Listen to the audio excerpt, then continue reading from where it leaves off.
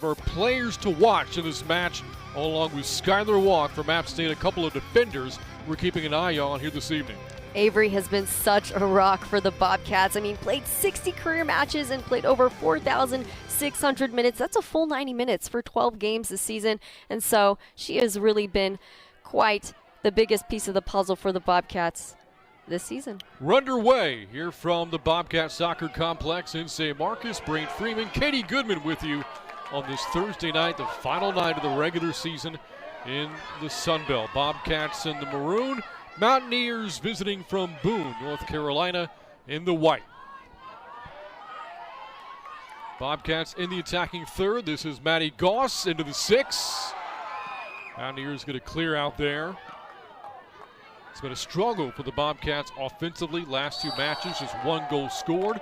Good to see Coach Holman's team, if you're Texas State, play aggressively in their first trip in the attacking third tonight. Now you have a foul here against App State. And a trip there of Avery Thies. Got caught in the feet of Izzy Wood for the Mountaineers, junior from Hickory, North Carolina.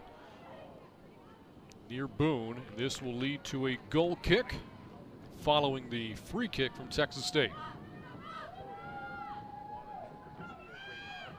We'll look at the Mountaineer keeper, Carrie Eagleston, senior from Winston-Salem. North Carolina Sunbelt Conference leader in saves this year. 87 of them, 6 in the conference in goals against, and 3rd in save percentage.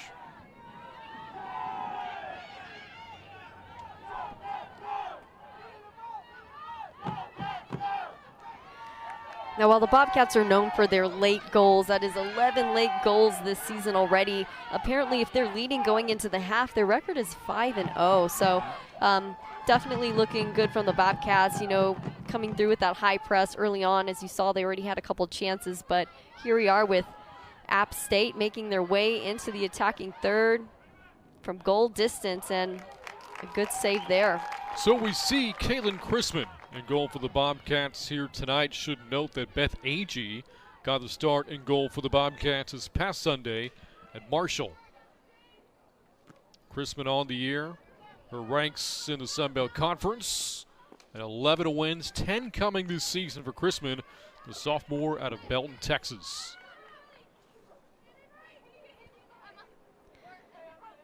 Bobcats gave the Mountaineers a little bit of space at that time, and that's just not something that you can do when the stakes are high like this and both teams are working to secure a bye game. Now, something that Coach Amy Haywood had mentioned before the match was that the Mountaineers just have to take the opportunities they're given. So that was an unfortunate miss there, but it's always hard early in the game to come out with a lot of fire and power there, especially far outside the 18. So, of course, only a couple minutes in, both sides still getting warmed up.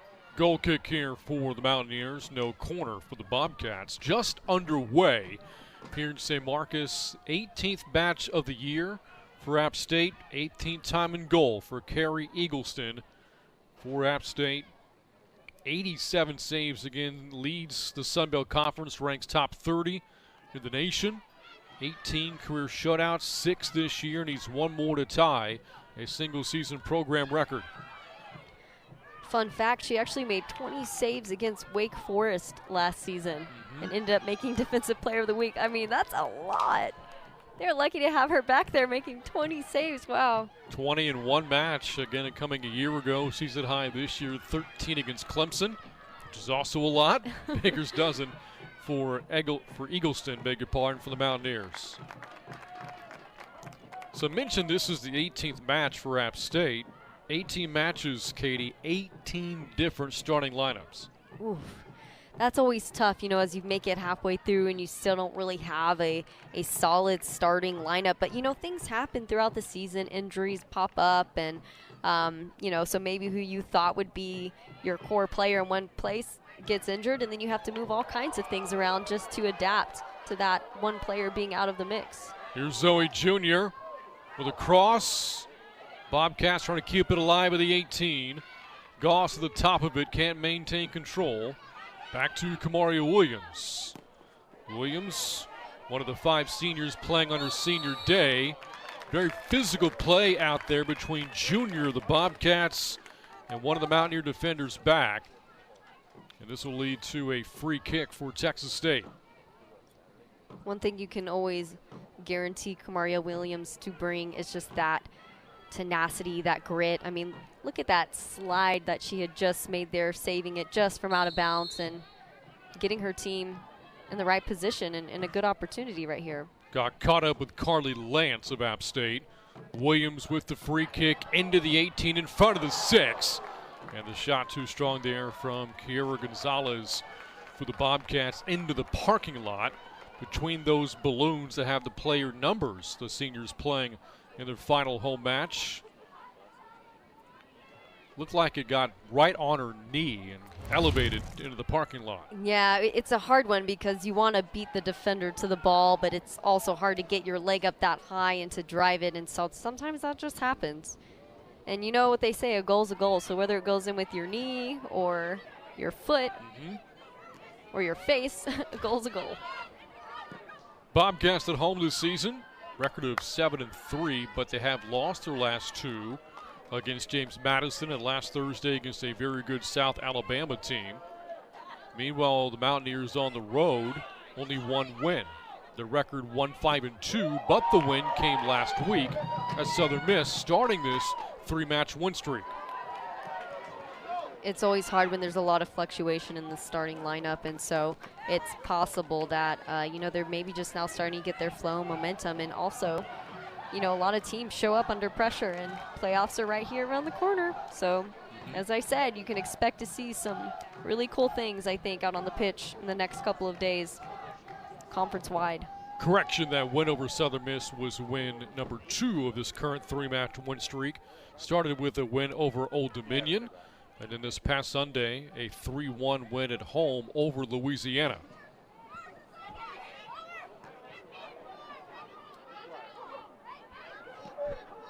So far, 1 shot each team, 1 on goal, that for App State.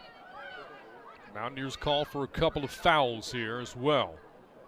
The overall records, App State 6-7-4, Bobcats 11-4-2. Let's talk more about Maddie Goss for Texas State. Their leading goal scorer, 9 now on the year, scored their lone goal against Marshall on Sunday, tied for second of the conference in goals scored. Maddie Goss is an incredible player. Just her ability to get on the end of a ball, her ability to take people on one-on-one, and she's one of those players who can really score from all parts of the field, outside the 18, on a run in. I mean, she's definitely one of those players, I think, league-wide, whenever a team comes up against the Bobcats, they have her name circled on the sheet. There is Goss, crossed into the 18. Junior in the area, couldn't maintain control. And Goss can't track down that pass from Kamaria Williams. Something you'll notice about this App State team, they play very sound defensively. Just 1 goal allowed during this current 3-match winning streak. Wow. I mean, there's just so much to be said for these back lines with these teams. I mean, I feel like the forwards always get all the glory. And so I think, when we talk about players like Skylar Walk, just a core rock of a player for this program. Only 1 goal, but the most minutes on the team, which is expected as a center back. And this isn't the first season she did it. She did the same thing, started every single game season prior, and only a sophomore. So definitely somebody I think you're going to hear more about as she progresses through her collegiate career.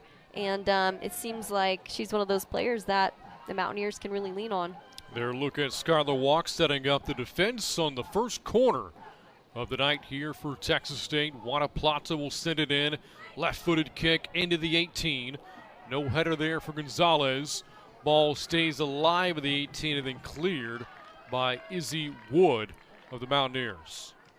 Now, when you talk to Coach Haywood about the way they've played defensively, she says they like to defend with all 11, not just the back line and their keeper. And that's extremely important for every single team in every single league. Defense really and truly starts with offense, and then offense also starts with defense. If you can delay an attack from a team, it's only going to help your back line. And so I think that's what she means by defending with the full 11. Here's Haley Shaw for the Bobcats. Got tripped up on this natural grass surface. Avery Thies. By the way, it's the senior day for the Bobcats. Thies, one of them, and parents will come out in support of their daughter playing the game. And I believe I saw her mom and dad wearing shirts. I think they said Red Devil, Red Demon. Of course, Avery Thies, redheaded, and what a player she has been, too. A player we highlighted as one to watch. 61st career match tonight, more than 4,600 minutes played with this program.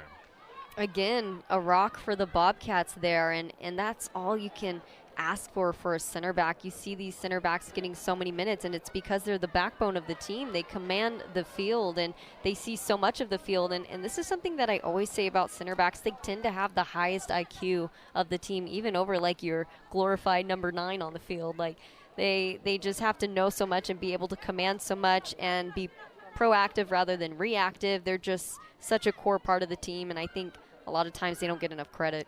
So we saw her fan group in the stands, but saw the backs of those t-shirts, not the front. Got to get a shot of those when we get the chance. About 12 minutes gone by, still no score. Bobcats and Mountaineers.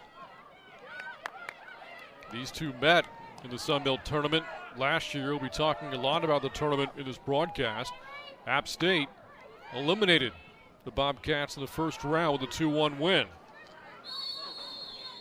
I'm sure they're carrying a grudge from that still, and I think especially when you go into these final games, a bye game is on the line, and then also the ego is on the line, right? And anything helps when it comes to motivation in the final games. In terms of the series history between the Bobcats and the Mountaineers, this is the 9th all-time meeting between these two. Bobcats have the edge of the series, but again, the Mountaineers won the last time they hooked up. And Texas State has never lost to App State here at home. Here's Shaw, angles that to her right. Kamaria Williams, good footwork to keep it in the attacking third. Got punched out there by an App State defender. Throw in, going to App State. Both teams seem to be moving the ball pretty well tonight. And there, look at the series history between the Bobcats and the Mountaineers. Texas State won the regular season meeting a year ago, but again, the Mountaineers got the better of the Bobcats in the tournament. Got a glimpse there of Amy Haywood, first-year coach for the Mountaineers, a great former goalkeeper in her own right at Ohio Dominican University. Here's Junior, and right into the hands of Eagleston for App State.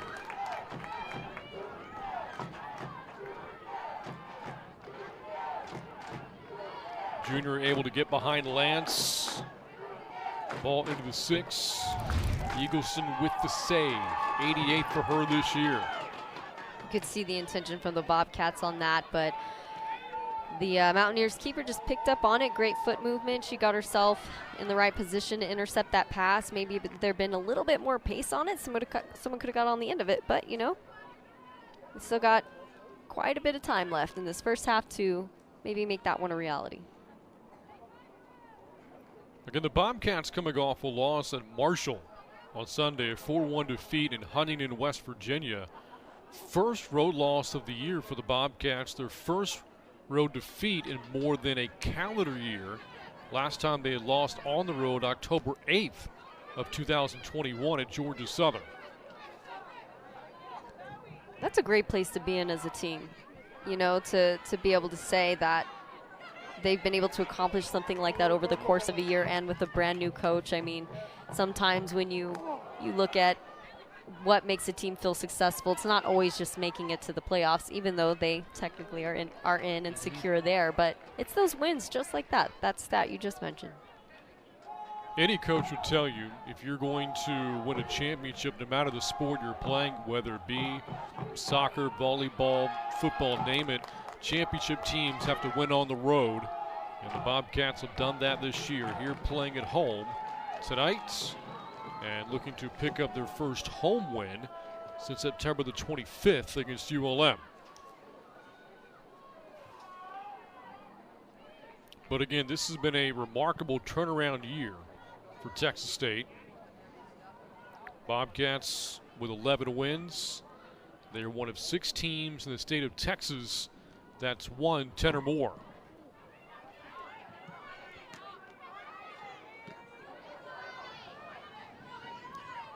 And as you can see here, the Mountaineers have done a great job of just creating a lot of pressure, creating a lot of havoc there for the Bobcats in the center of the field. Going into this, they knew that winning the game would come down to winning those 50-50s. The only way to beat a team like the Bobcats, who are so physical and who are a high-press team, is just beat them to the ball.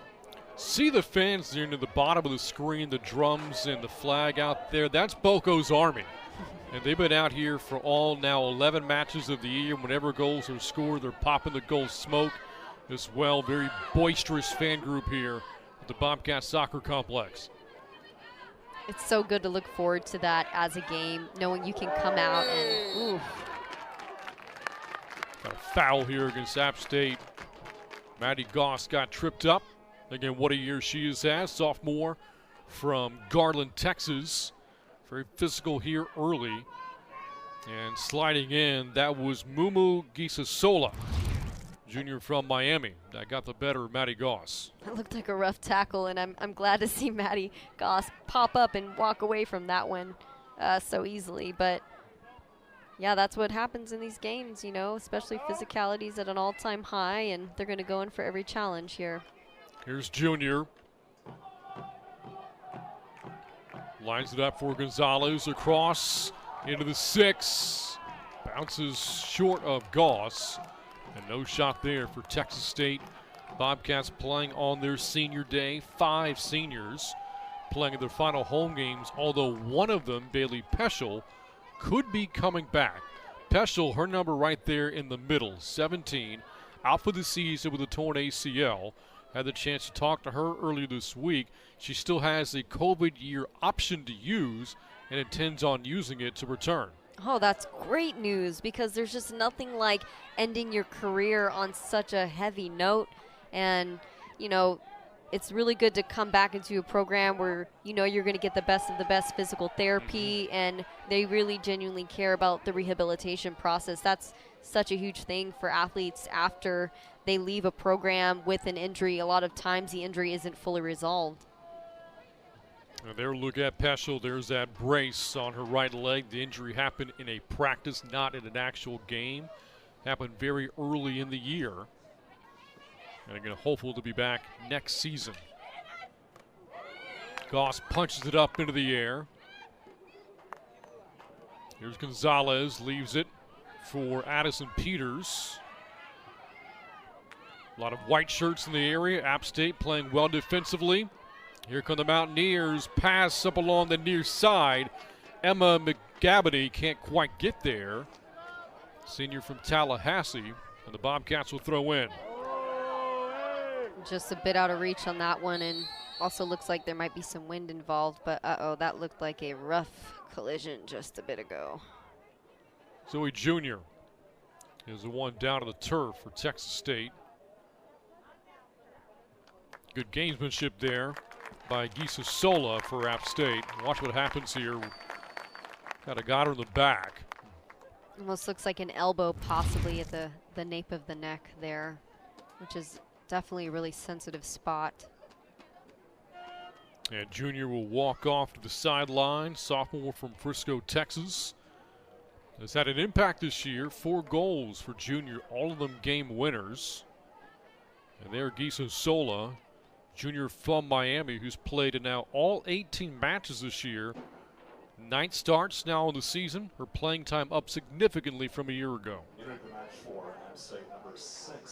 It's always nice when you can have a breakout season like that.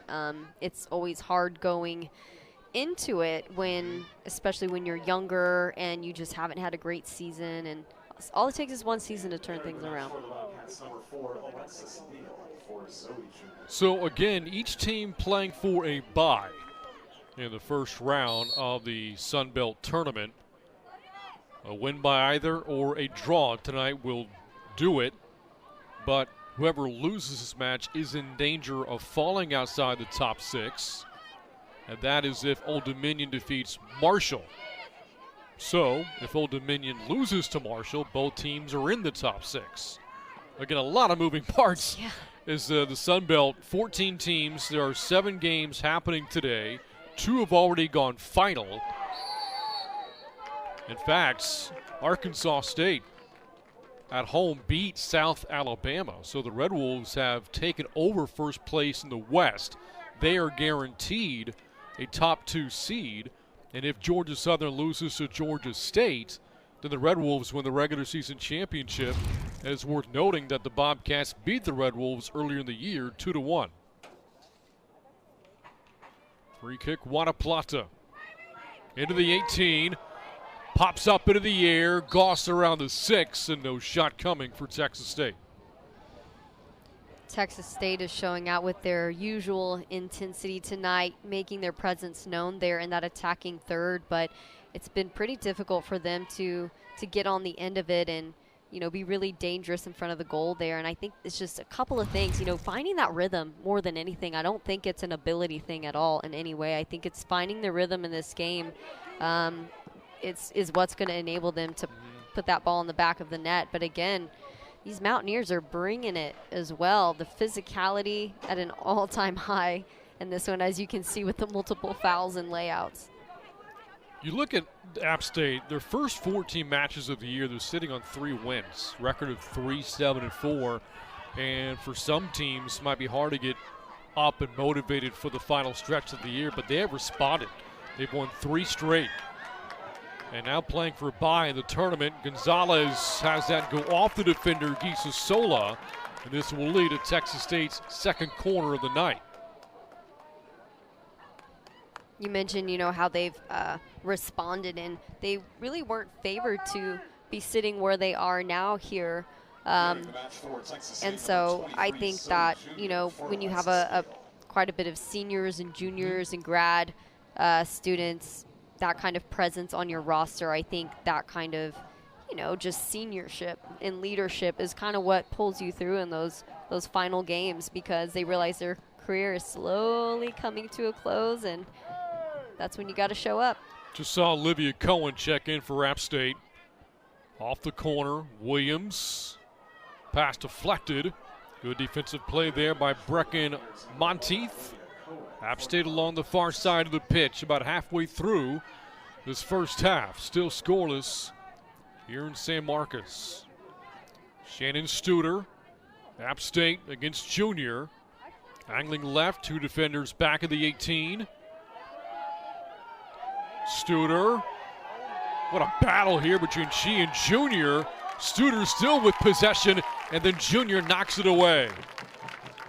Shannon Studer is one of those players, 2 goals, 2 assists, so equally dangerous there on the pitch as some of her other teammates, you know, like Izzy Wood leading the team 6 goals. And you know, I think it's always important when you have a player with both goals and assists on the pitch. They're the player that you really want to watch.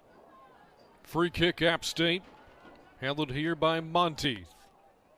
Junior from Charlotte, North Carolina, a year ago led the Mountaineers with 10 goals scored, just 1 this year. Monteith high into the air in front of the 6. No shot for App State. And here's Maddie Goss into a lot of traffic. App State keeps it in the attacking third. Monteith was one of those players that coach had mentioned was actually used to be a forward and is now placed in the midfield, and so she's increased her productivity on the team with assists versus goals. But as you can see here, I mean, like I said before, it's usually the player who's making assists. Those are the one that you want to watch. Good play from Chrisman. Out of the 6-yard box there for Texas State. Go back to Monteith, the 10 goals she scored last year, 1 shy of tying a program record. But roles have changed, and Monteith has adapted very well. 3 assists on the year, 1 in 2 straight matches for App State. And this will be a throw-in, or a free kick rather, for the Bobcats just behind midfield. A look at Kamaria Williams, one of the 3 team captains, senior from Mansfield, making her 47th consecutive start tonight. Good ball into the 18. Williams battling Monteith. And there you see more good, solid App State defense. Whistle blows as Monteith goes down. Free kick going the other way. Again, a solid defensive effort here from the Mountaineers.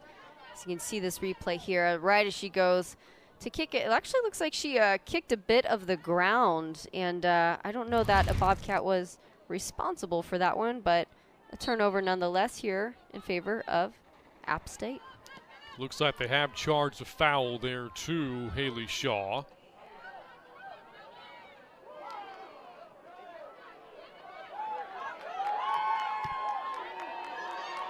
Bobcats something going here. Peters trying to track it down.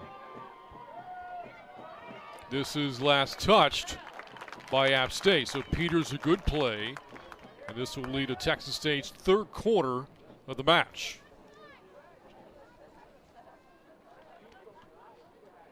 Somewhere in the statistics it shows that typically when the Bobcats are leading in corners, they're typically winning games. So leading corners here, but again, still plenty of time left in the game to see how that goes. Shaw will set it up. Plays it back to Plata. Plata the cross into the 6. No header there for Texas State. The advantage on the season, corners now for the Bobcats, is 104 to 52. Oof. They have now doubled up the opposition in corners attempted. It's one of the benefits of being a high-press team with a tenacious mentality. Typically, they do get up and create a lot of turnovers. They also tend to go from the sides. You know, if they're not putting in corners, they're trying to put in crosses from out wide.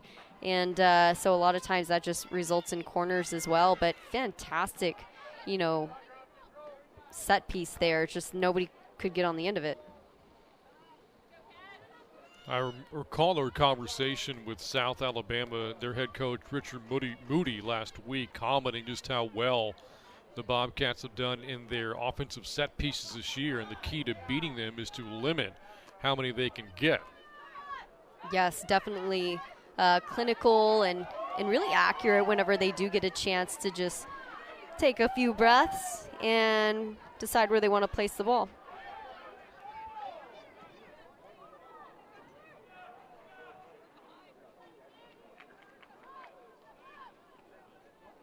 Have not received a score update yet of Old Dominion and Marshall.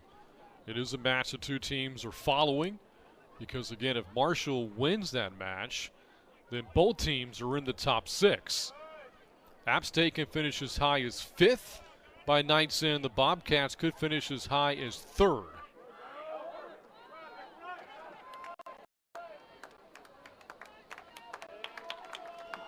Talked about results earlier. Arkansas State, again, beat South Alabama 1-0 to keep that Jaguar team scoreless. Very impressive by A-State.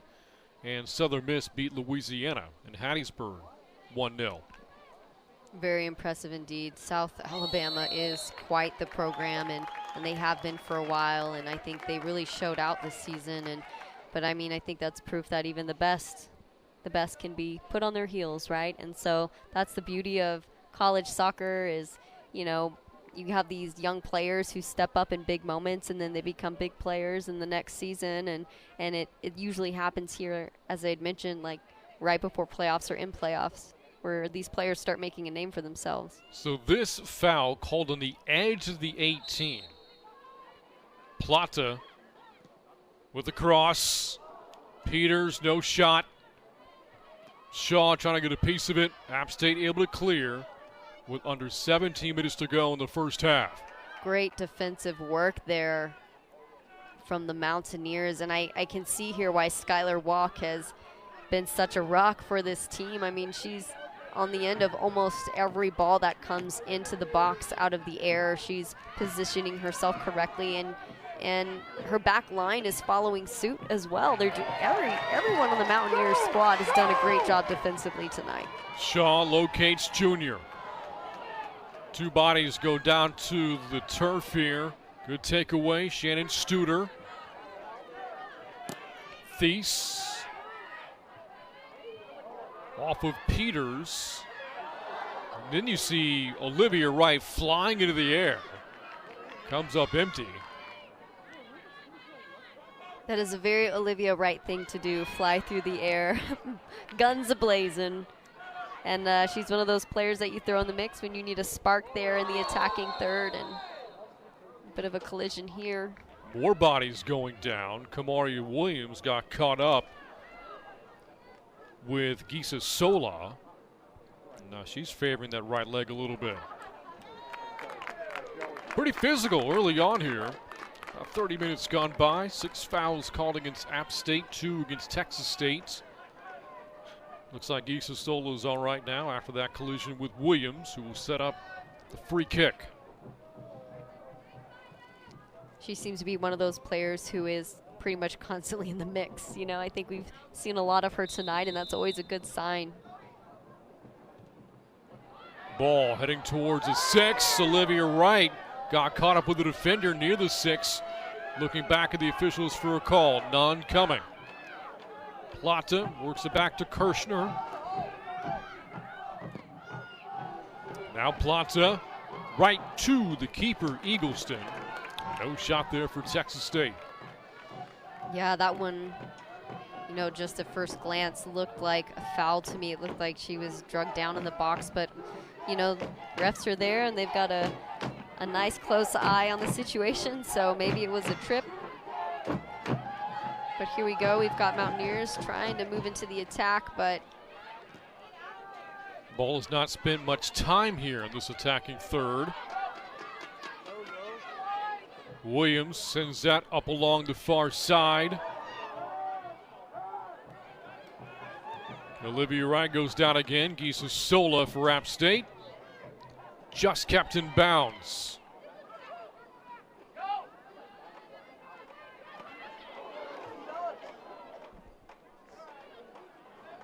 it's like took that one to the face, which is never a good feeling. I've had that happen to me when I had braces in. Ugh, and that's the worst. They stick to your your face and your lips, and you just have to peel them right back off your braces. But even when you don't have them, your face goes numb whenever someone drills you right in the face. So I hope she's okay there. Seems to be walking it off. Wright, the junior from San Antonio. Looks like she's going to stay in as Gisa Sola throws in for the Mountaineers. Playing here at the Bobcat Soccer Complex. This is the 23rd season Texas State has played in this venue. And with a record of 7-3, 20 winning records all time in those 23 years. That's impressive over that span of time. Not bad.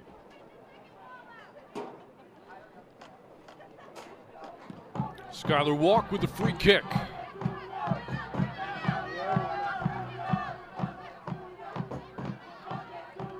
So we do have a score update in Old Dominion and Marshall. No help for these two teams. ODU is on top 2-1 in the second half. Marshall did get on the board moments ago, but a one-goal lead for the Monarchs. If that score holds, and we have a loser in this game, the loser would drop out of the top 6 and have to play in the first round on Monday.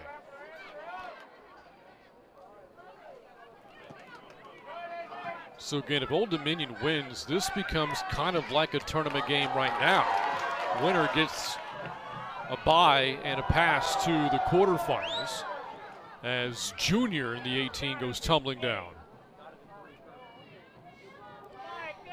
I feel like both teams here are playing under that scenario right now. I mean, just look at this.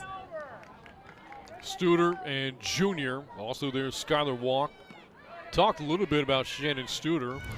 Played a lot of soccer growing up with her sister Josie, who currently plays at La Tech.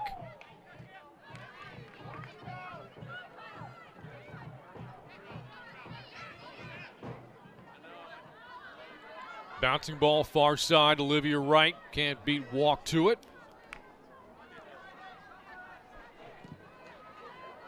And with 12 minutes to go, the Mountaineers trying to push things into the attacking third.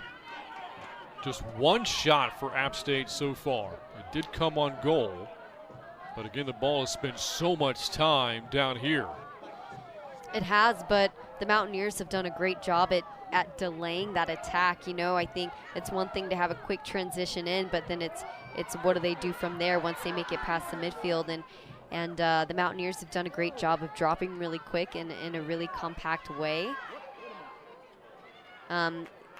Although unsuccessful so far in the attacking third this half, on the defensive side they've done an incredible job.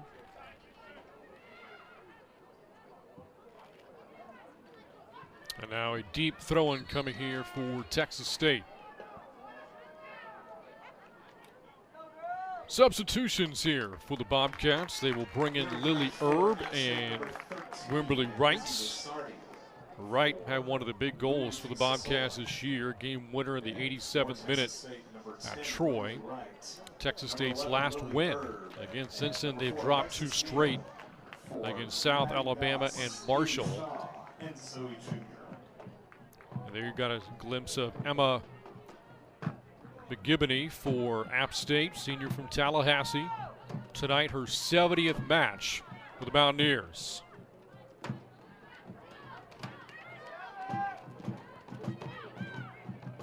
And Chrisman will scoop it up with 10 minutes and change to go in the first half. Wise move from Chrisman to come off her line quickly there and give the Bobcats a chance to move a little bit higher up the field. And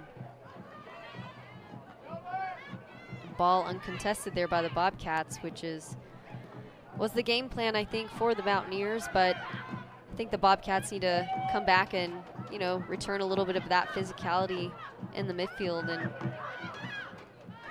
because as you can see here, they're working now to make a counter. And to the far side, that's beyond the reach of McGibney for App State. Texas State to throw in again. More subs here. Maya Ulloa is in for Texas State along with Weston Henderson. 2 teams been playing for about 36 minutes now, no hydration break, and you can see fatigue starting to set in for some of the starters. Yeah, and I think especially it's at the end of the season too, and I'm sure there's some physical fatigue over the buildup of the season as well, but it's one of those things that unfortunately these players are going to just have to work through, especially when it comes to playoffs. You have so many games in a short period of time. You have overtime and great movement out of the back. Just couldn't get on the end of it there, but that's another thing that the Bobcats have always done well, is just their ability to build out of pressure, and I think we just saw that. And we talked about the importance of, or the significance of fatigue, which again leads us back to the conversation about how important tonight is for the winner or the 2 play to a draw. They will not have to play in the first round next week, saving some wear and tear on the bodies in what's been already a very long season. Henderson in or near the 18, couldn't maintain control.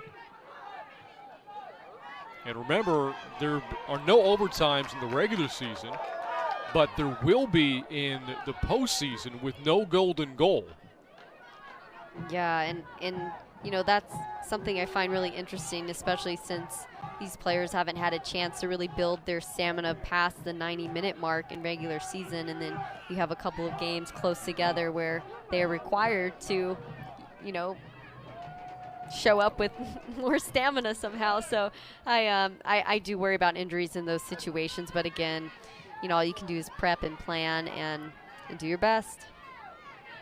The 2 teams, if overtimes are, when overtimes happen or if they happen next week, 2 teams play a 10-minute overtime. If the score is still tied at the end of the first OT, they play a second. If it's tied at the end of the second overtime, they go to PKs. Could be a lot of soccer next week. Alexis Neal, Texas State battling with Studer. Great work from Neal there, holding her own on the ball. She also had a Meg prior to that, and she's put in the work tonight. Plato trying to shield off Izzy Wood, who we haven't talked a lot about tonight, as again the ball has not spent a lot of time at App State's attacking third. Wood is their go-to scorer, but not many touches so far tonight.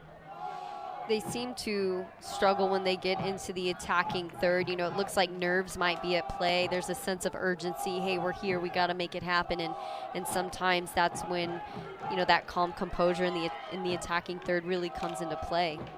Look at the numbers for Izzy this year. 6 goals, 48 shots, 23 of them on goal from Hickory, which is just outside of Boone, North Carolina.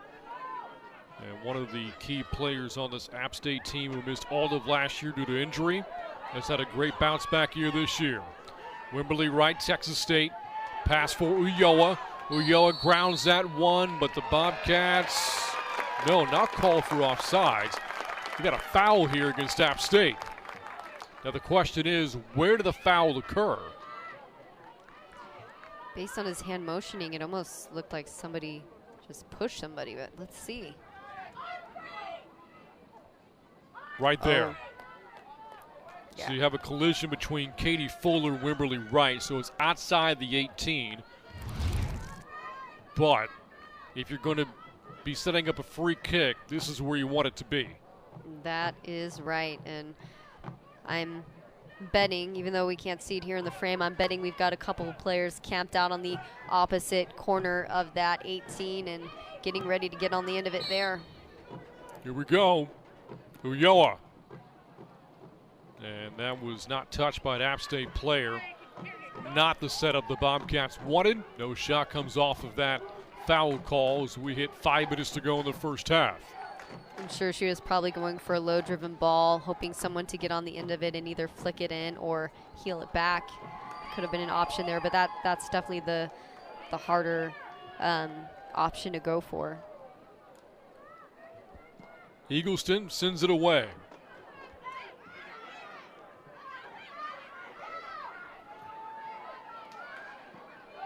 Henderson looking for Neal in the 18.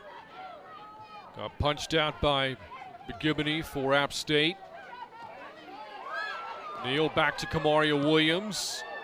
Pass got deflected. Really good play there. Heads up by Katie Fuller, getting into that passing lane, and no shot coming up for Texas State. No shot, and you know, major credit here to the Mountaineers. They've been so compact and they've been so great at moving as a unit, and you can even see it as Texas State tries to bring the ball out of the midfield into the attacking third. They are just swarmed by white jerseys constantly, and you know, while the Bobcats are on that side of the field most of the time, it hasn't been extremely productive because they've been closed down pretty quickly. So what that means is they need a quicker counter, probably a long ball. They need to get the App State defense sitting a little higher and find a way to kind of feed the needle through the back line. Here's Platza for the Bobcats. Now Henderson in those very distinctive blue cleats. She, the older sister of the two Hendersons on this team, younger sister Mallory. Got a whistle here with 3 minutes and change to go in the first half, and a Bobcat is down. Gripping her left leg, that is Olivia Wright. Not looking too good when you have a player kind of moving like that and holding her knee. I know it looks like Skylar Watt kind of came out of nowhere, caught her off guard, and a lot of times that's when those tweaks happen in the knees. Very productive year for Olivia Wright, junior from San Antonio. Scored 3 times, one of those a game winner with under a minute to go against Louisiana a couple of weeks back. Third season at Texas State. Also semi-professional player for the San Antonio Athenians. Former teammate of mine as well. So I can speak on her behalf that she is quite the tenacious player. And it's unfortunate here to see her going through this pain in this moment.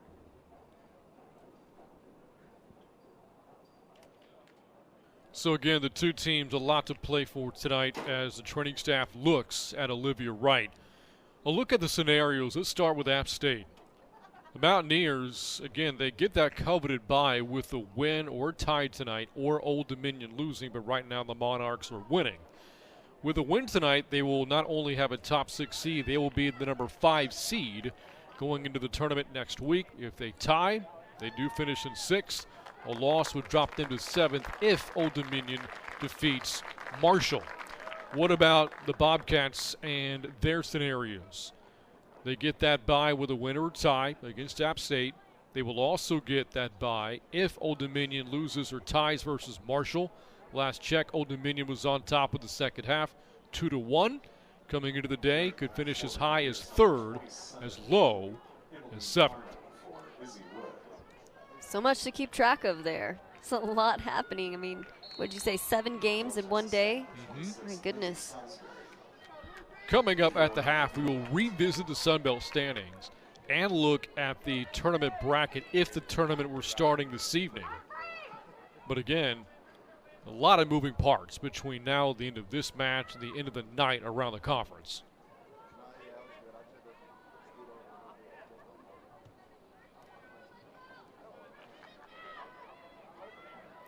Just saw a substitution for App State. Izzy Wood checks out. Emmeline Parham is in for App State with under 3 minutes to go in the first half.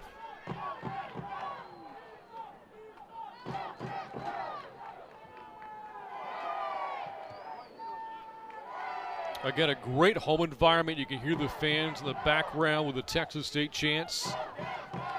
Bobcats, this is their 17th or their 18th match of the year, their 11th at home.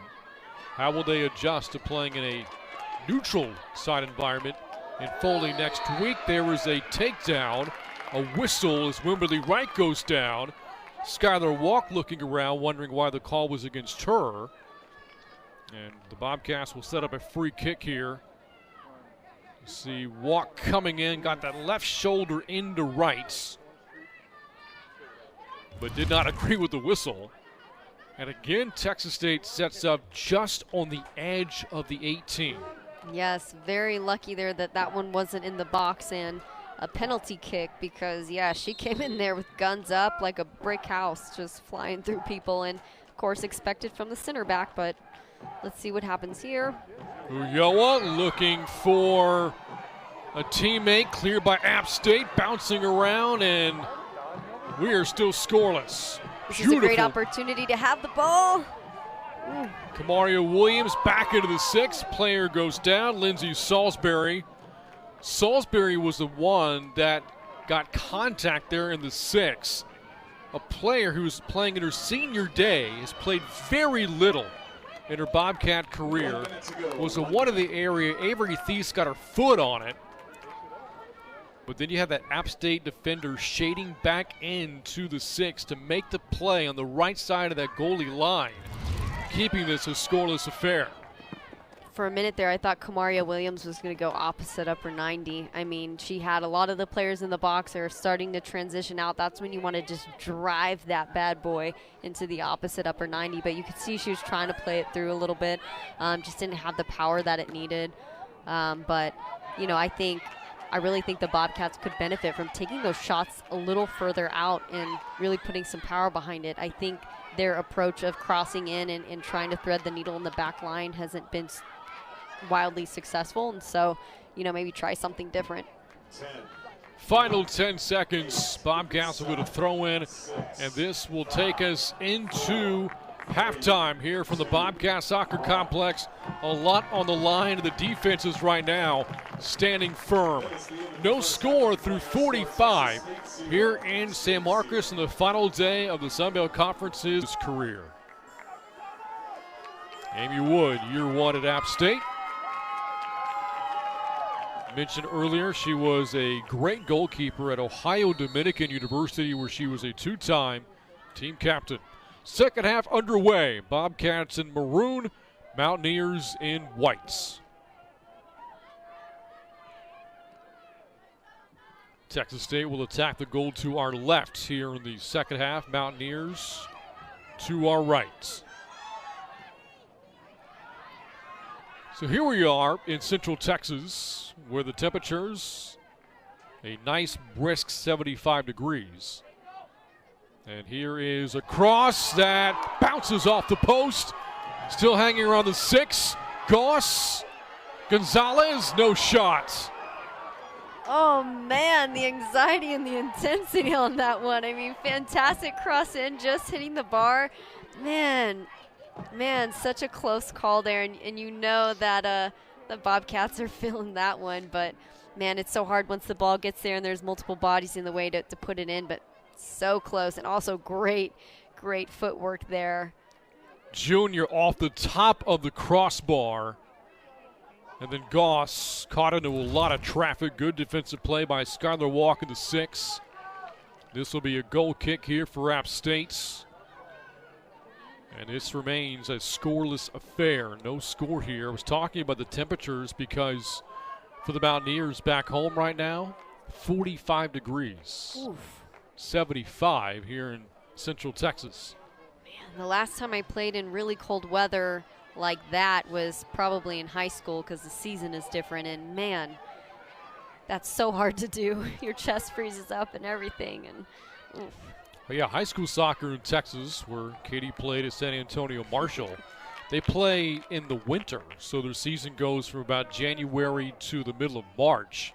So you're playing, in 40, 50-degree temperatures. Even below freezing. A lot of times I remember playing in sleet, rain, and playing multiple games a weekend, and it's freezing, pouring rain, everybody's slipping and sliding everywhere, and you can't feel your face or your toes or your fingers, and man, it's something else. Kirshner for the Bobcats is back. Kept alive, and that's a great save made by Caitlin Chrisman. A one-handed save off the glove hand there of Chrisman on the shot from Monteith. And that keeps us scoreless here in the Bobcat Soccer Complex. Wow, I mean, you could hear the crowd explode. Look at the shot, but better yet, look at the save. I mean, just ninja style, hand up, deflected perfectly over the bar, and she gets up like it's just another day as a keeper. Chrisman at 5'5". If she's 5'4", this is 1-0 App State. Monteith on the Mountaineers' first corner of the night. No shot for App State. Chrisman coming off that brilliant save. Each team 2 early scoring chances after not many in the first 45 minutes. Yes, both far more dangerous scoring opportunities than anything we saw in the first. And Chrisman, first time she's been challenged really and truly this whole game, and she had 2 big plays right there back to back, that deflection over the top bar, the punch out, meeting the ball, and I think the lesson learned here from the Bobcats is to not give these Mountaineers so much time on the ball just right outside the 18, because they'll take a shot and it'll be clinical and dangerous. Monteith off the free kick into the 18, cleared by Peters. Angle back to the near side, McGabney. Monteith in front of the 18. Grounded to Chrisman with 41 minutes to go. Appalachian State definitely is starting this half very differently from the first half. Just smarter runs into the box and, again, dangerous opportunities, really making things happen in the attacking third, and of course maintaining that physicality on defense here. Here's Haley Shaw. Pass along the far side to Zoe Jr. And now a ball kept alive in play by Avery Thies.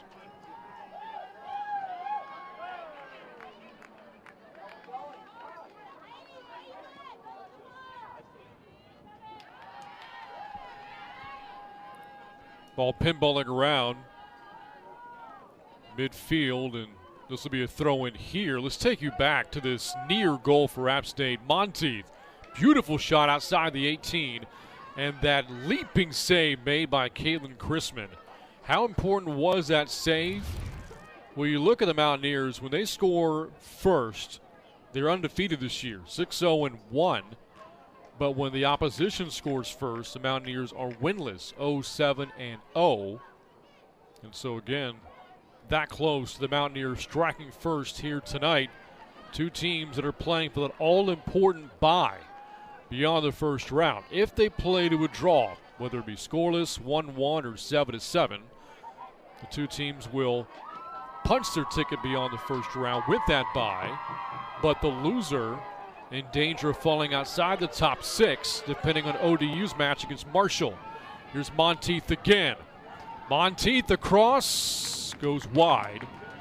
Goal kick coming up for Chrisman.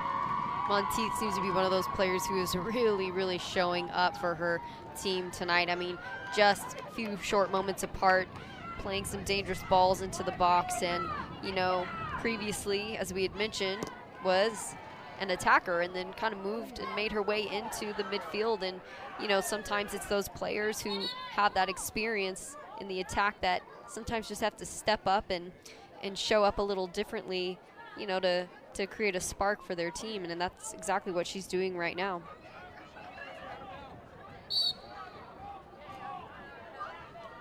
Mentioned this, by the way, at halftime. Due to results earlier in the day, Bobcats can no longer finish as high as third. The highest they can finish is 5th. And by the way, it has gone final now. Old Dominion has defeated Marshall 2-1. So these two teams not getting help from the Thundering Herd.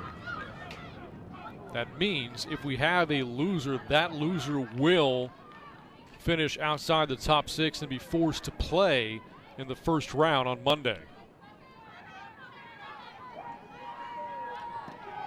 Here's a shot, and it's too high. Chrisman again leaping in position for a save, wasn't required. But the Mountaineers, some solid offensive play, very aggressive here to start the second half. Yes, Appalachian State has finally found their momentum and their rhythm, and as you can see here, looking like a completely different team in this second half. I mean, if the Bobcats can't begin to slow that momentum, and they keep allowing these, you know, crazy shots on goal and distributions, then the tables may tip in favor of the Mountaineers.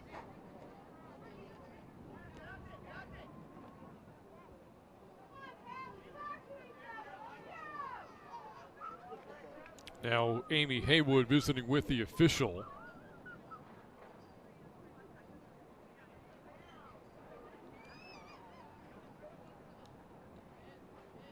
I believe she's talking about one of her players having been shoved by a Texas State player looking for a call.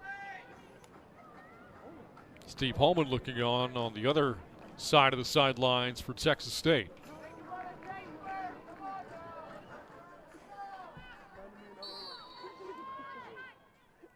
Again, a match that very much has a tournament feel to it. And in many ways, this is a tournament game because the winner, again, gets to advance an extra round before next week's tournaments. And this will mark Texas State's first corner of the second half. Both sides have definitely brought that physicality, and that's just one of those basic tenets of the game. If you can bring that, a lot else can follow.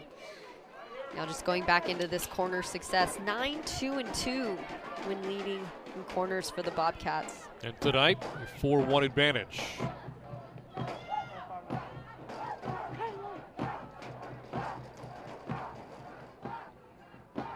Left-footed kick, Plata, heading towards the 6. No shot, not yet anyway. Cleared by App State, kept alive by Junior. Sends it back into the 18, looking for Gonzalez. Here's Peters. Bodies flying everywhere in and around the 6. A goal kick coming up for App State. Or is it a corner? It is a corner for Texas State. Yeah, man, that was dangerous in the literal sense. I mean, just bodies flying everywhere, running through people. But got the job done. Peters was the one for the Bobcats in position. Katie Fuller, great defense off the corner. Ball pops up into the air, still bouncing around. Gonzalez, Texas State, leaves it for Chloe Jones. Goss pops up into the air again. Finally, a whistle blows, and it's against Texas State. Again, I'm seeing here a couple of opportunities for Texas State. They're playing the ball in, trying to get ahead on the end of the ball, making a cross when they could very well have a shot there. They're within proximity to the goal, and it's looking crowded. There's a lot of traffic, and anytime you're in that situation, it's just going to be really difficult to get on the end of a ball there. So maybe in those moments, just start recycling the ball, find some patience, spread the defense, and then work your way back in. Still scoreless, 11 minutes gone by here in the second half. Two teams, though, have had some opportunities here in the second half early on. After a scoreless first 45, here's Gonzalez up along the near side, trying to get around the defender back. McGavity for App State. Gonzalez into the 18. Shaw, the shot, and another brilliant save. This one from Eagleston. Boy, the two keepers are having themselves a start to this second half. Oh, man, they are put under all the pressure right now. I mean, I know it's a tie game, but, man, is it entertaining. I mean, it's only a matter of time, really and truly. Somebody's about to put it in the net. Shaw, great shots. Eagleston, better play. She and Chrisman, big saves here in the second half. And now the Bobcats set up this corner on the opposite side. This is Shaw. There's a setup. You have 3 in the 6 for Texas State. Towards a 6. Deflected. Kirshner. No goal. Eagleston on the ground. Keeps that from crossing the line. And now Goss getting into a shoving match with the Mountaineers. It is getting testy right now. Wow, this is a next level game. I thought benches were going to clear for a minute there, but wow. Eagleston, I mean, just coming out of nowhere. I feel like she just transported in front of the goal right there. She came by so fast and was there in just the right time. Again, the ball does not have to hit the back of the net. If it crosses that line, it's in. Eagleston, by the skin of that chalked white line, got the save. And then you saw Goss and Kirshner trying to kick the ball out of Eagleston's hands as she was on the ground, and that's why App State was getting pretty upset.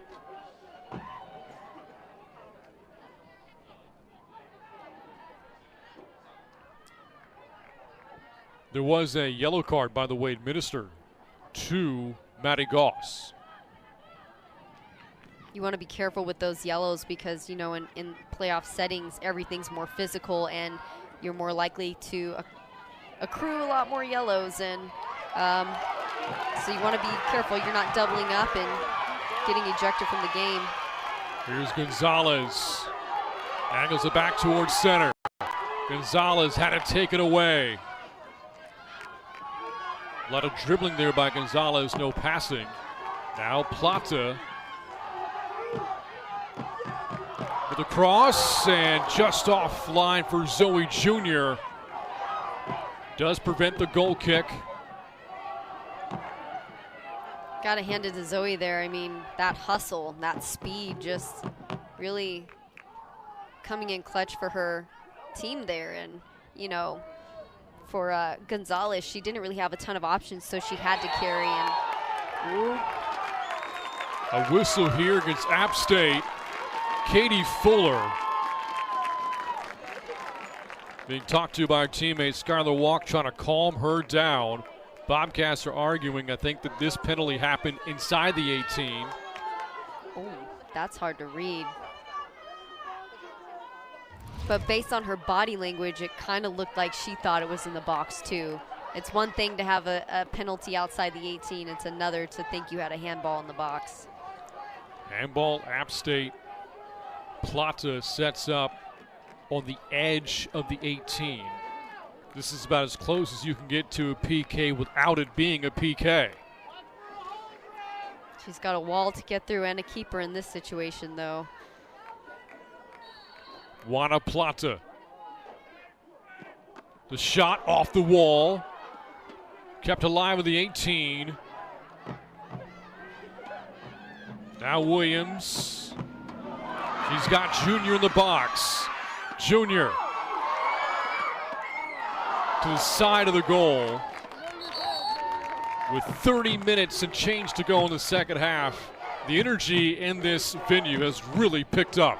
It's picked up there and on my side as well. I mean, anxiety is at an all-time high for both teams. I mean, so many close calls and fantastic work there from Junior. Just the composure, the cut to the right, breaking defenders' ankles, and then going for that closer lower 90, just a skew of the post there. Again, the two teams not getting the help they had hoped for from Old Dominion, or from Marshall. They needed Marshall to beat Old Dominion. That didn't happen. Therefore, the winner gets a top 6 seed, or the 5th seed goes to the winner. The loser, if we have a loser, will have to play in the first round on Monday. If we finish in a draw, these two would be in the top 6. And I think the seeding there would be Texas State 5th, App State 6th. But again, a lot to sort out between now and matches in, with other results happening around the Sun Belt. See Carly Lance check back in for Stephanie Barbosa for App State.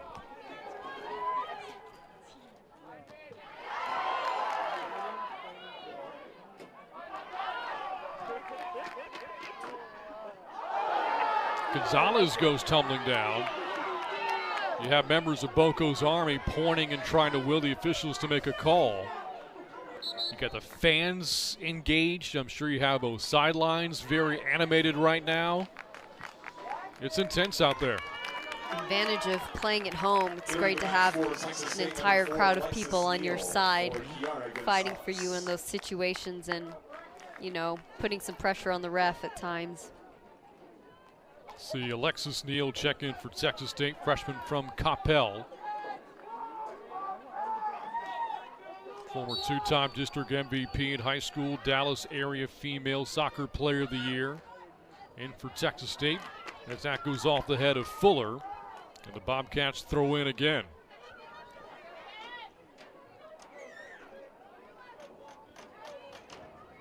Sure, she's looking for some movement to occur here on that throw in. Try to get some creative runs in there, but Lots of great ball on the top of the net. So close there. I'm not sure the keepers broke a sweat in the first half, Katie. Right now, they must be pouring through that uniform. Yes. Wow, I mean, look at those ups there, though, from Carrie Eagleston. And I think even had it been on frame, she probably would have been there to stop it. But, again, great service in. Mountaineers trying to spoil Texas State senior day. Bobcats historically played very well in this game as this is going the other way. A foul against Texas State. And the Bobcats have 5 seniors playing their final home game. They recognized a couple of their graduate seniors last week. So a lot of the personnel you've seen throughout the season for Texas State will not be back this time next year. It's always tough for a program, you know, when they have quite a few seniors in the mix who are just such game changers for the team. Nature of the beast, Katie, again, that's college soccer for you. That's why recruiting is always so important. You have to continue to be proactive within it, because every year you're going to have a senior class. It's inevitable. Right, and that's why it's also important to give a lot of these younger players playing time, even, you know, in moments where, hey, you know, you have a senior who's doing a great job, but you want to get your up-and-comers just this season and ready to go for next season. Here's Chloe Jones. Ball deflected off of Katie Fuller.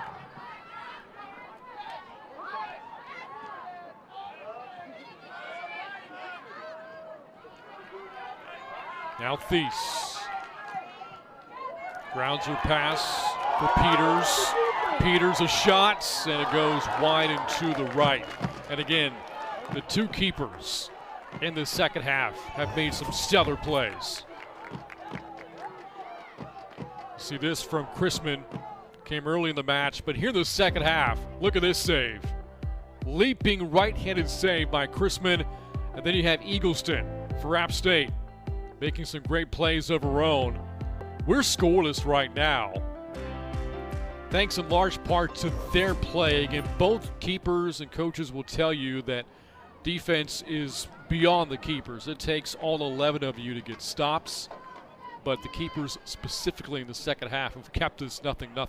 Yes, they have kept both of their teams in the game and scoreless, but everyone I think can agree we're all thoroughly entertained. I mean, this is good soccer, great opportunities, and I think maybe we should start calling her Ninja Chrisman instead of Caitlin Chrisman. Can make that a hashtag, possibly. There you go. Because still, I mean, those ups are insane, especially coming from a player who's only 5'5" in goal.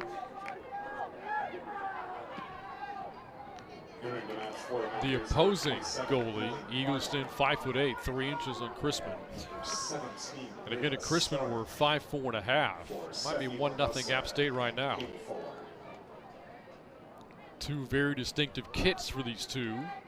Eagleston in teal and Chrisman in that neon orange.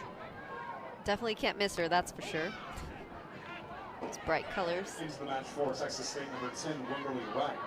Again, this is the final day of the regular season of the Sun Belt, and one of the things we mentioned right at the top of the telecast was just how competitive this year has been in the Sun Belt, and this match signifies the way the Sun Belt has competed this year. Yes, and you know, it's sometimes hard to judge the rankings because there are so many incredible teams, and maybe they're only losing by 1 goal a match, but yet it brings them down in rankings, you know, so some nice footwork there. By Plaza, and a bouncing ball picked up by Eagleston before Wright can get there for Texas State. But you said it, Plaza, you know, the NBA season started, a week ago, and crossed over her defender right there. Yes. Lots of footwork. I think I might have seen a pick and roll earlier, possibly in the first half, a nice little block as well. I mean, this game is transcending sports at the moment. Tackles, full body tackles. Kamari Williams along the far side, defender, back for App State. Mountaineers on the takeaway, but right to Shaw. Got in the way of the passing lane before he could reach Emmeline Parham. Here's Williams, and cannot prevent the goal kick. It's coming up here for App State. Talked about this earlier. Texas State, with 11 wins on the season, one of 6 teams in the state of Texas with 10 wins or more. The only 2 programs with more than the Bobcats have, Steve Holman's old program, Lamar, tells you about the foundation he built there. 17th ranked Texas. Very close either way. I mean, difference is single wins, you know, from 10 wins to 11 to 12. And again, it says a lot about Texas soccer, one of those hubs for soccer in the United States, definitely California being one, New York, Florida, and then of course Texas.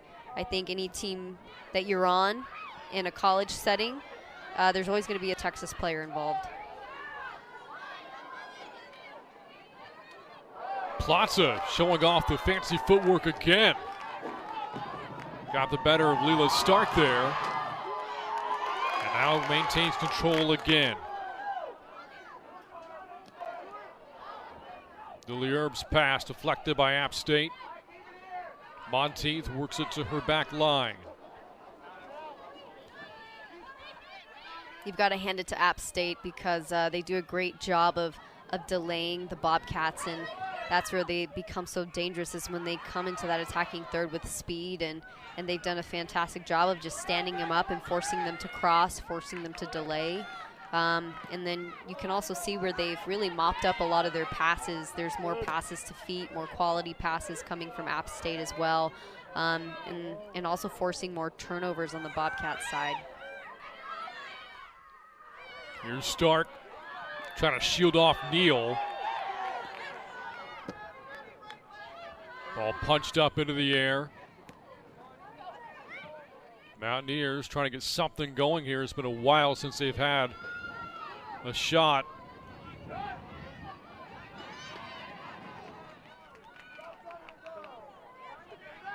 Yeah, quite a bit of back and forth going on in the midfield. Lots of physicality again. Studer able to locate Stark. Work back to the near side. Parham. And can't beat it before it goes to the bounds, but a throw in for App State with 21 minutes to go in a scoreless game. But a lot has been happening here in half number 2. They must have discussed quite a bit over the half, and because you can just see both teams coming out with a totally different vibe.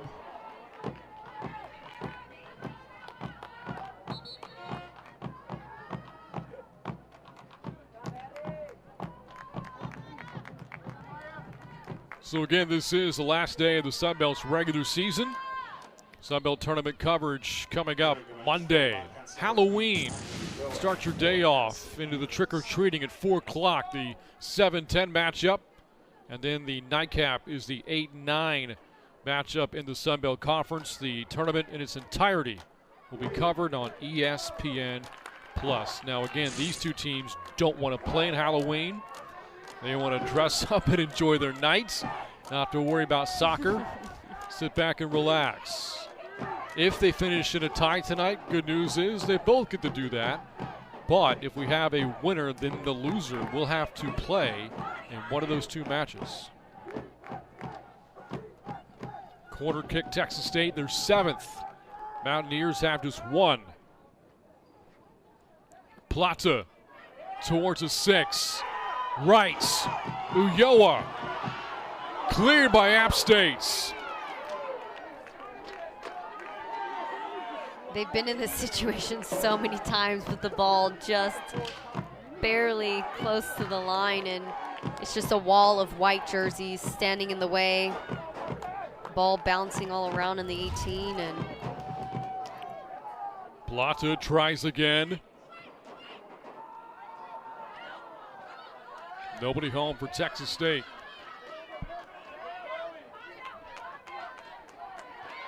Mountaineers do such a good job on these set pieces, just being in the right position.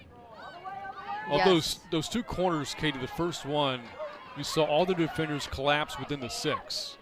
Hard for the Bobcats to get a true shot off because of the way they set up defensively.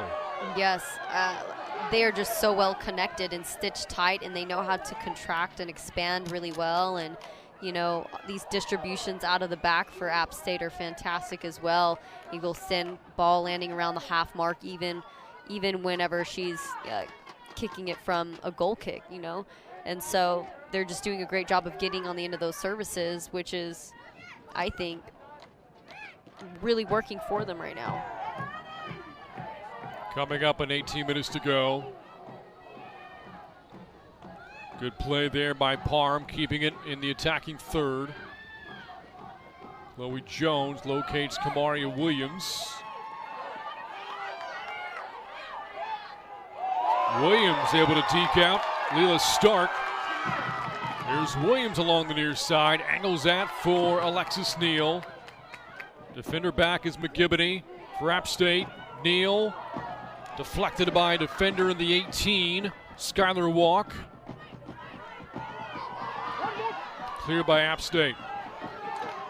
It's too bad there. You had Maya Ulloa sitting there at the top of the 18 waiting for that back pass, and you could see where the Bobcats wanted to do it. They just couldn't quite get the ball off. One touch hit, yes. At least she went for it. I'll give her that much. And, you know, have to give it to Kamaria Williams. Her first touch has been incredible tonight. I mean, multiple crosses that she's received out of the air and settled with grace and ease, and then, you know, carrying the ball, beating players 1v1 out of the back. And so it doesn't surprise me at all that she took a one-touch hit there, and I think that's a sign of a player that can grow and can get better there also in the attacking third. Kira Gonzalez in. Maya Ulloa goes to the bench. Do look for Gonzalez potentially down the stretch. 2 goals this year, but 9 in her career. Active goals leader on this team for the Bobcats. And something we have talked about, Texas State has made a habit of scoring goals late. Here's Wimberly Wright. Wright angles it back towards center, into the 18. No shot, Texas State. Since the start of last year, the Bobcats have had 13 matches in which the deciding or tying goal has come in the final 10 minutes. 5 such matches this year. Winning goal against St. Mary's, tying goal against North Texas, winners against Rice, Louisiana, and Troy. So this team, when the clock is winding down, seems to play at its best. Sometimes some teams just need a little extra motivation, whether that be a goal or a running down clock, and the Bobcats are definitely that team. And they're also a really fit team, so they're a team that can pretty much so far outrun a lot of their competitors so far. Meanwhile, App State playing with a lot of confidence right now. The Mountaineers have won 3 in a row. They have knocked off Old Dominion, Southern Miss, and Louisiana along the way, holding those 3 teams to a combined 1 goal score. They play so well defensively, and we've seen that tonight, as here we are now about 75 minutes in. No score in this one. Nice little flick there from Alexis Neal. Beautiful play in. Is she going to get the cross off is the question. Here's Wright's shot coming. Lily Erb didn't get a lot on it for the Bobcats. Back to Kamaria Williams. Under 15 minutes to go. Erb looking for a touch back to Williams. And who touched it last? App State did. Heads up play. Williams got that off of Studer. And this will set up Texas State's now 9th corner of the game, with the rain now coming down here in San Marcos. Oh man, as if it didn't need to get any more dramatic. Now we're going to throw rain in the mix, but again, that's where all the interesting goals happen, typically when some crazy inclement weather is involved. But I do have to hand it to the Bobcats there. I love the play development leading into that, the flick, the run, the diagonal, the cross in, and if we could see more of that from them, they might be a little more dangerous there. And I think, too, just having a little more intent going into the box. And Gonzalez! Scoreless no more. Kiera Gonzalez on her senior night puts Texas State on top, 1-0. Wow, spoke too soon. Fantastic effort there from the Bobcats, getting on the end of that. Let's see this one again. Just the perfect chip in. Found her head, and she redirected that with purpose, with power, and just out of reach of Eagleston there. Fantastic work from the Bobcats, and you can just see the disappointment on the faces of these Mountaineers, and you can hear the energy in the crowd right now. Look at this.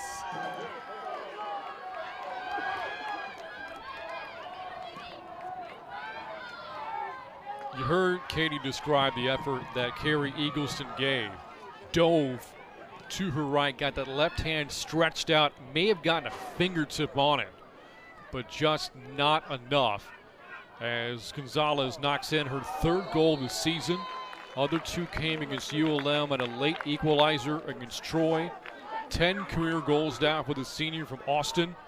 Remember, coming into the year, she was a question mark, had what initially was thought of being a severe knee injury, to the point that there was the thought that she might miss the entire year, but able to battle back from the stress fracture after missing the first 2 matches. Had come off the bench for much of the season, but has been a fixture back in the starting lineup over the past 2 months.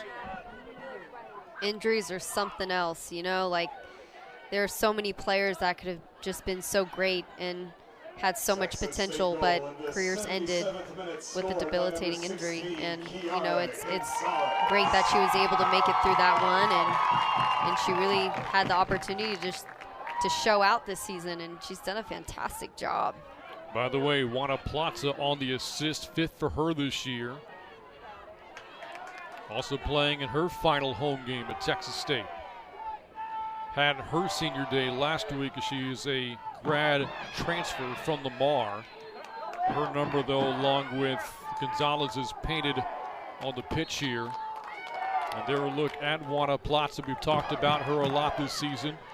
Plaza, of course, represents El Salvador, plays for the women's national team there. Her mom is from El Salvador, although Plaza, born and raised in the U.S., those El Salvadoran roots, now represents the women's national team there with that flag hanging behind the goal. Has gone to her mom's home country a few times over the years. Picked up a lot on the culture and the vernacular, something we talked about a few broadcasts ago. Chucho is dog in El Salvador, not perro. Perro, yeah. Interesting. Yeah, there's that's the interesting thing. I also studied Spanish in college, and there's so many different dialects that, you know, I remember speaking it and people saying, "Where are you from?" And it's like, nowhere. It's a book that taught me how to say these things in different ways, and all kinds of mixed dialects tends to throw people off. Chloe Jones fell down.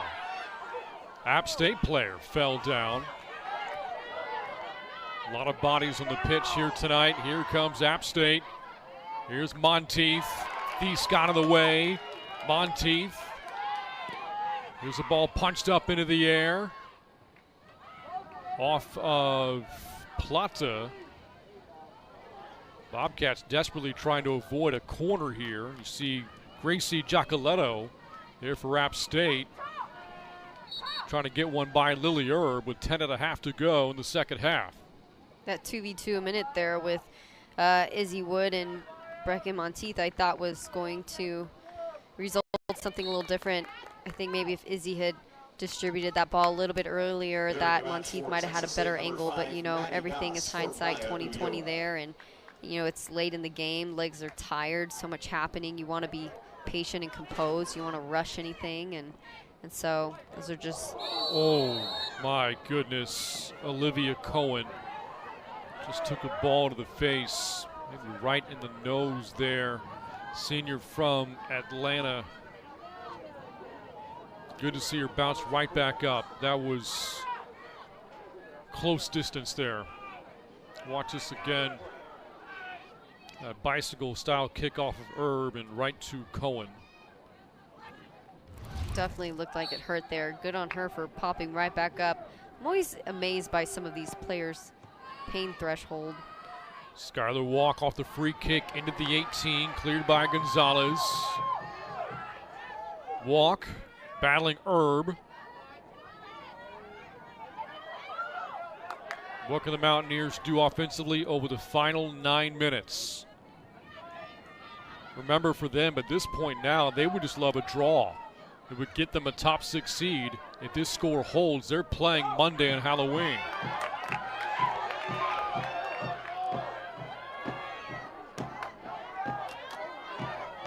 So if you're Texas State, they're in prime position right now to have that top 6 seed. It would take 2 goals from App State over the final 8:40 to knock the Bobcats into the bottom, into the first round, I should say, come Monday night. So they're in. That's why the first goal was so important tonight, Katie, is that the other team would be forced to get the equalizer just to force a draw, while the other team has basically a 2-goal cushion. Right, and the odds really aren't in their favor right now with only 8 minutes to spare, especially the way the game has played out so far, so much back and forth for so long. And, you know, I think there was a stat earlier that was saying that if App State doesn't score the first goal, that their record is not super great after that. And so that's 0-7, there you go. Stats man over here. You know, what that tells me is there's a lot of mentality growth to be had for this team, because while a goal against does have the ability to take the wind out of the sails, it also has the opportunity to create some motivation. So, you know, only 7-ish minutes to go, not counting them out. And if the Bobcats are wise, they're still going to work to get another goal, because if you're not working towards a goal, you're most likely going to get a goal against. So definitely don't want to let off the gas now here, especially with a team like App State. Umbrellas are out. Fans who didn't pack an umbrella are using T-shirts or whatever they can to cover their heads right now as the rain's really coming down here in Central Texas with 7 minutes to go in this second half and a 1-0 Texas State lead. There it is. Ooh. Right now you got the players trying to play through that. That's always hard, especially when the ball is in the air and then there's just raindrops going in your eyes. And then the ball, you know, when you trap it, it just goes everywhere and slipping and sliding. And also an injuries occur, so you got to be careful. Throw in here from Giacoletto. Pinball's back the other way. Nice clearance by the Bobcats there. Sometimes those clearances that happen with power like that just kind of set a tone for the defense. And again, App State needs a goal at least over the final 6:40 to climb back into the top 6 and get a first-round bye. Bobcats are pretty much there unless App State scores twice and comes back to win the game. 6.5 left.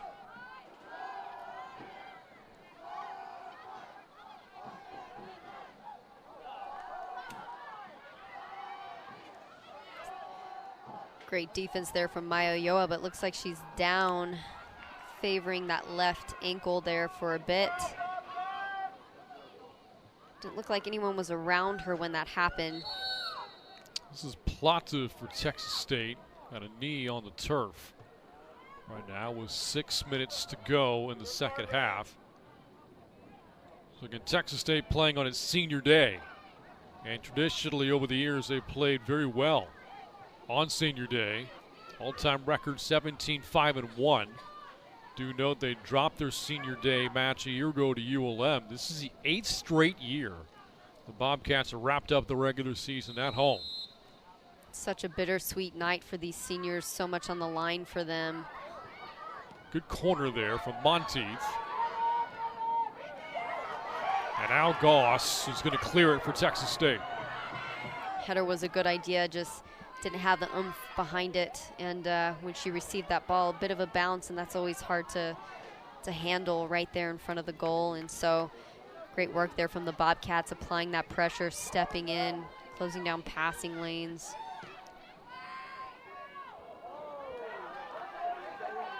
Attacker there, Katie Fuller. Not quite in position to receive that grounded pass. This is a foul against Texas State. And the Mountaineers get an important free kick here.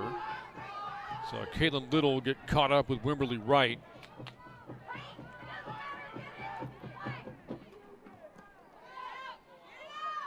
Seemed like a well-intentioned situation. Sometimes bodies just get in the way in that one. Pass offline, Wright will clear for Texas State. If you're App State right now, Katie, final 5 minutes, how are you changing your approach to get that desperate goal that you need? Yeah, this one's so difficult because you've only got 5 minutes and you can really turn the Jets on and hammer the Bobcat defense with crosses all day long. But really and truly, I think what's going to work best for them is trying to pull that defense high and then getting a quick switch. I mean, you saw a bit ago. Ooh, blatant foul, not called. Okay, here we go. Yeah, not a bad idea on the foul on that one. They clearly had a breakaway, and sometimes fouls are best to just slow the momentum there. See a replay. Yeah, clear pulling of the jersey there by Olivia Cohen. Kind of think of this like football for a moment. If you're a cornerback who's getting burned by a receiver who would have a would-be touchdown, just commit the blatant pass interference, take the penalty, and move on. Exactly. I think the only time it can get tricky is if it ends up pulling a yellow, but luckily for her there, that wasn't a yellow, and you definitely don't want to start piling those up as you get closer to playoffs, because double yellows equal a red, and you know that's not a good idea either. Monteith across, bounces outside of the 18, kept in play. Good job tracking it down for App State by Studer. More bodies go flying in the 18. I'm really concerned for both teams right now because multiple times here where players are just throwing their entire body into another player or in front of the ball. I mean, it's part of the game. It's what you got to do, but my goodness. Both teams are going to know by tomorrow morning. They played in the soccer match the night before. Yeah, they are. They're going to be nursing some bruises and all kinds of things tomorrow. Here's Haley Shaw. Up along the near side. Good takeaway deep in Texas State's attacking third. Mountaineer player goes down. Shaw called for the foul. This might be a yellow. Was she near the... Did she commit the foul? Would love to see a replay on that one. See how that went down. Here the fans reacting here, and didn't touch her. Didn't touch her. That's kind of what I had suspected. It looked a little bit like a whiff there. And so that's some unfortunate finger pointing for the Bobcats on that one. But here we go. 2-ish minutes to go. And, of course, you're going to see this kind of behavior as you know, the clock times out. Thought it may have been a yellow the way the officials kind of reacted there against Shaw, but that wasn't the case.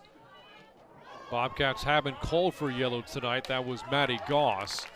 Team has not been called for a lot of yellow cards this season. Bobcats, over the course of the year, have only been called for 10 yellows. 11 now with Goss's earlier tonight. Final 2 minutes, desperation time if you're App State. I wonder, Katie, if you establish the ball in the attacking third, if you're going to bring that goalie up and give yourself an extra attacker. Oh, yeah. I mean, that has definitely happened before, you know, having your keeper a little bit higher up, letting her play the ball in, try to get on the end of it with a cross. But, you know, that's definitely from a sense of urgency. And it's not a bad idea. I mean, it's something, but I think, like, when you look at games and there's a rebuttal goal at the very last minute, it's typically from a creative run in or something of that nature. And, you know, it's looking like the Bobcat defense is getting a little tired here. I mean, you can see where they, you know, the last time that App State was in the attacking third, they were really, really doing everything they could to get to that ball in the corner and try to put it back in circulation. And so you can see it's next level for them here. And Bobcats need to be really focused in these moments. Final 60 seconds. App State needs a goal to earn a bye beyond next week's first round. Bobcats almost certainly already there, but now trying to preserve a win, take some momentum going into next week's Sun Belt Conference tournaments. Team that had dropped 2 straight coming into the match tonight has played very well, especially on defense. Down to the final 30 seconds. And that ball is going to sail over the goal. And it appears that Kiara Gonzalez's goal in the second half will be enough to propel Texas State beyond the first round, fitting for her on her senior day as the final 10 seconds start to tick off the clock here in San Marcos. 6, 5, 4, 3, 2. And that'll do it. Texas State, a 12-win regular season. Kiara Gonzalez embraces